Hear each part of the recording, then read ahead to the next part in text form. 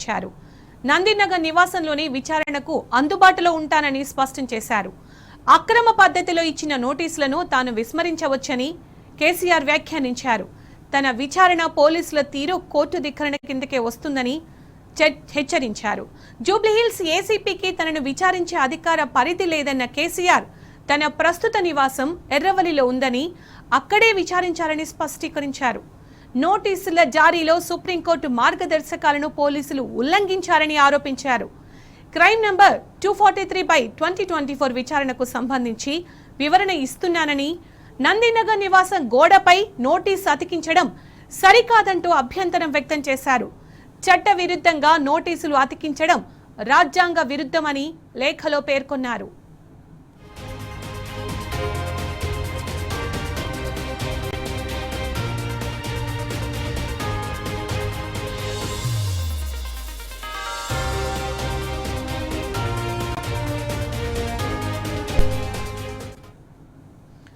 65 ఏళ్లు దాటిన వారిని వారి నివాసం వద్దే విచారించాలని చట్టం చెబుతోందని గుర్తు చేశారు. ఈ సందర్భంగా Satyender Kumar until versus CBI case తీర్పును ప్రస్తావించారు. ఎన్నికల అఫిడవిట్లోని చిరునామాకు సెక్షన్ 160 నోటీసులకు సంబంధం లేదని స్పష్టం చేశారు.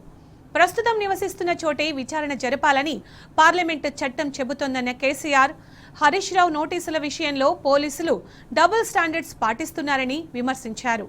భవిష్యత్తులో నోటీసులన్నీ ఎర్రవల్లి చిరునామాకే పంపాలని పోలీసులకు సూచించారు.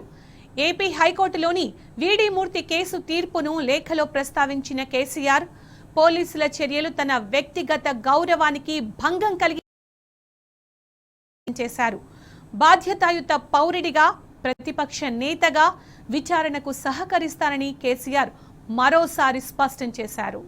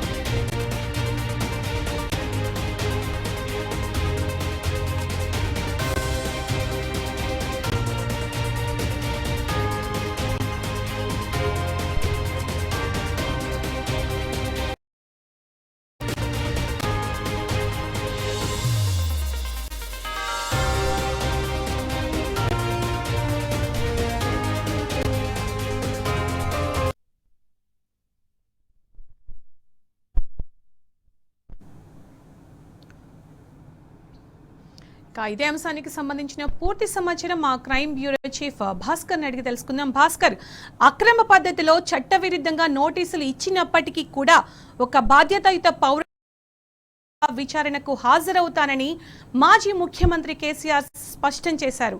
అప్డేట్స్ ఏంటి దీనికి సంబంధించి? ముందు నుంచి కూడా చట్టాల మీద గౌరవం ఉన్నటువంటి భారత పౌరునిగా కేసీఆర్ గారు ముందు నుంచి ఒకే విషయం చెప్తా ఉన్నటువంటి పరిస్థితి.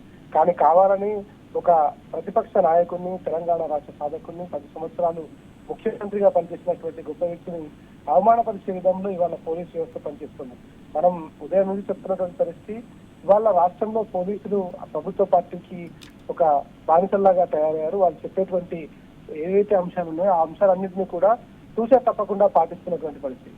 సిట్ అధికారుల నోటీసులపై కేసీఆర్ గారు స్పందిస్తూ ఇవాళ చాలా క్లియర్ గా కొన్ని అంశాలు చెప్పుకొచ్చారు. సిట్ అధికారులు వివరించిన తీరు చట్టాలకు వ్యతిరేకంగా, సుప్రీంకోర్టు గైడ్ లైన్స్ కి వ్యతిరేకంగా ఉందంటూ ఆయన చెప్పుకొచ్చారు. సిట్ అధికారులకు నోటీస్ ఇచ్చే అధికారమే లేదని చెప్పినటువంటి కేసీఆర్ గారు నా రాజ్యాంగ హక్కులను కాలరాయడమే అన్నటువంటి పరిస్థితిని కూడా చెప్పుకొచ్చారు.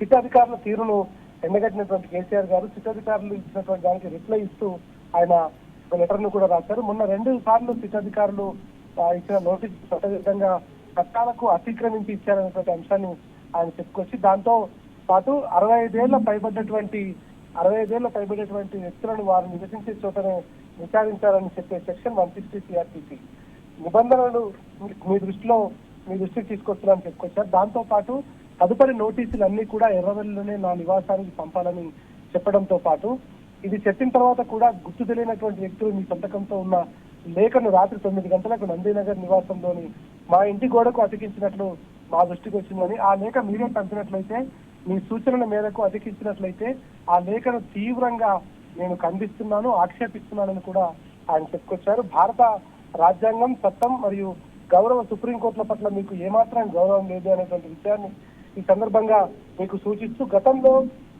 Supreme court Satyendra Kumar Antil versus CBI అనే కేసులో స్పష్టమైనటువంటి ఆదేశాలు జారీ చేసింది. 160 సిఆర్పిసి సెక్షన్ కింద వాట్సాప్ లేదా ఇతర ఎలక్ట్రానిక్ మార్గాల ద్వారా నోటీసులు పంపడం చట్టబద్ధమైన పద్ధతి కాదని, చట్టం నిర్దేశించిన రీతిలోనే నోటీసులు ఇవ్వాలని కూడా పేర్కోవడం జరిగిందనేటువంటి అంశాన్ని చెప్పుకొస్తూ సిఆర్పిసి 160 నోటీసులను వ్యక్తిగతంగా ఎవరైతే వ్యక్తిని విట్నెస్ గా ఉన్నారో ఆ వ్యక్తికి ఐఓ ఆఫీస్ నుంచి వచ్చినటువంటి పోలీస్ అధికారి కానీ అందజేయాలని చెప్పుకొచ్చారు. కానీ మీరు కావాలనే చట్టాన్ని సుప్రీంకోర్టు ఆదేశాలను ఉల్లంఘిస్తూ పూర్తిగా సుప్రీంకోర్టు గైడ్ లైన్స్ కు వ్యతిరేకంగా వ్యవహరిస్తున్నారు. ఇది కోర్టు ధిక్కరణ కిందకు వస్తుందనేటువంటి అంశాన్ని కూడా ఆయన చెప్పుకొచ్చారు. భవిష్యత్తులో ఎప్పుడైనా మీరు మళ్ళీ నోటీసులు ఇవ్వాలనుకుంటే నేను నివసిస్తున్నటువంటి ఎర్రవెల్లికే పంపాలని చెప్పినప్పటికీ మీరు దాన్ని విస్మరించారనేటువంటి అంశాన్ని కూడా వాళ్ళ దృష్టికి తీసుకొచ్చారు. కాబట్టి మీరు ఇచ్చిన 2వ నోటీసు చట్టబద్ధంగా అందలేదు, అది చెల్లదు.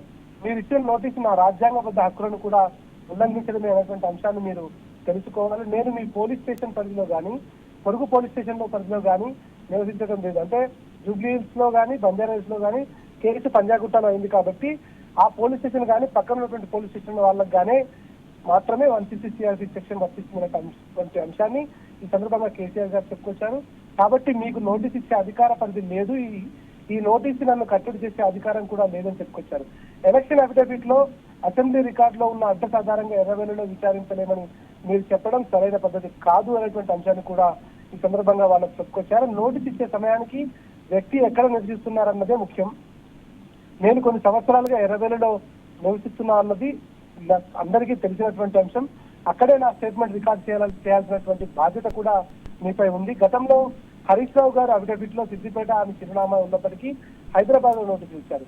ఇది పూర్తిగా మీ ద్వంద్వ ప్రమాణాలను సూచిస్తున్నటువంటి అంశాన్ని కూడా చెప్పుకొచ్చి మీరు నాకు ఇచ్చిన గోడకు నోటీసు అతికించడం అనేటువంటిది తీవ్రంగా ఖండిస్తున్నాం, ఇది చట్ట విరుద్ధం అని చెప్పుకొచ్చారు. మీరు నాకు నోటీస్ ఇచ్చే అధికార పరిధి లేదు కాబట్టి చట్ట ప్రకారం నా స్టేట్మెంట్ ని ఎర్రవెల్లిలోనే రికార్డ్ చేయాలన్నటువంటి అంశాన్ని కూడా చెప్పుకొచ్చారు. అయితే చట్టపరమైన అంశాలు ఎలా ఉన్నా మాజీ ముఖ్యమంత్రిగా, తెలంగాణ రాష్ట్ర సాధకుడిగా, ప్రస్తుత ప్రతిపక్ష నాయకుడిగా, బాధ్యతాయుతమైనటువంటి భారత పౌరుడిగా దర్యాప్తుకు పూర్తిగా సహకరించాలని నేను నిర్ణయించుకున్నానని, రేపు ఉదయం మధ్యాహ్నం 3 గంటలకు నందీనగర్ లో నేను అందుబాటులో ఉంటున్నాను. మీరు నందీనగర్ నివాసంలోనే నా స్టేట్మెంట్ ను రికార్డ్ చేయాలని పట్టుబట్టినందుకు అక్కడికే వస్తాను, అక్కడే అందుబాటులో ఉంటాను అనేటువంటి అంశాన్ని కూడా చెప్పుకొస్తూ చాలా తీవ్రమైనటువంటి మానసికంగా నన్ను కలిసివేసింది మీరు చేసినటువంటి నోటీస్ అనేటువంటి అంశాన్ని కూడా ఈ సందర్భంగా పోలీసుల దృష్టికి తీసుకొచ్చారు. ఏది ఏమైనా ఇవాళ రాష్ట్రంలో పోలీస్ వ్యవస్థ పూర్తిగా దిగజారిపోయిందని చెప్పడానికి రాష్ట్రంలో జరుగుతున్నటువంటి పరిణామాలే చాలా కీలకంగా కనిపిస్తున్నటువంటి పరిస్థితి కనిపిస్తోంది. 14 ఏళ్ల పోరాటం, 10 ఏళ్ల ముఖ్యమంత్రి, ఆ తర్వాత రాష్ట్ర సాధకుడు, అనేక సంవత్సరాల తెలంగాణ ప్రజల కళ నెరవేర్చినటువంటి సాధకుడు, ఆయనను పట్టుకొని ప్రస్తుతం ప్రతిపక్ష నాయకుడిగా ఉన్నటువంటి వ్యక్తిని పట్టుకొని ఇవాళ ఇష్టం వచ్చిన రీతిలో సిఆర్పిసిలను వ్యతిరేకంగా వ్యవహరించడం, చట్టంలో ఉన్నటువంటి లొసుగులను వాడుకొని ఇబ్బంది పెట్టడం, సుప్రీంకోర్టు గైడ్ లైన్స్ తుంగతొక్కడం, ఇది న్యాయస్థానాలు ఇచ్చేటువంటి తీర్పులను అమలు చేయాల్సినటువంటి పోలీసు అధికారులకు ఇది తగదైనటువంటి అంశాన్ని చాలా స్పష్టంగా బీఆర్ఎస్ అధినేత కేసీఆర్ చెప్పుకొచ్చారు. కానీ మీరు ఎన్ని ఇబ్బందులు పెట్టినా ఇది ఈ కేసుకు సంబంధించి ఆయన ఎప్పుడో చాలా సందర్భాల్లో చెప్పుకొచ్చాడు, ఇది నోటపీసీ కేసు అని. దాంట్లో క్వాంటిటీ లేనటువంటి విషయాన్ని తీసుకొచ్చి ప్రజల మీద పదే దుద్దలాన్ని చేస్తున్న సందర్భంలో తను వాటన్నింటికి సిద్ధమై తాను వివరాలు చెప్పడానికి అందుబాటులో ఉంటానని ఖరాఖండిగా చెప్పడం జరిగింది. రేపు మధ్యాహ్నం 3 గంటలకు ఆయన నందీనగర్ నివాసానికి చేరుకుంటారు. Sunitha. Right Bhaskar, thank you.